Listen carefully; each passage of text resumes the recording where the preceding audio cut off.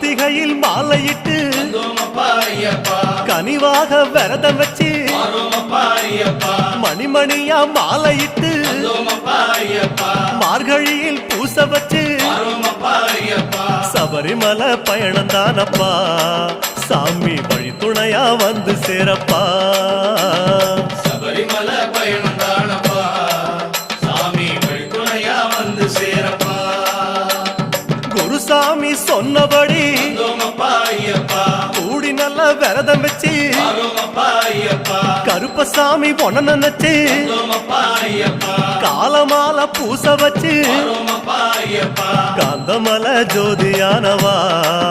எங்க காவலாக வந்து சேரப்பா காந்தமல ஜோதியானவா எங்க காவலாக வந்து சேரப்பா சந்நிதியில் கட்டுங்கட்டி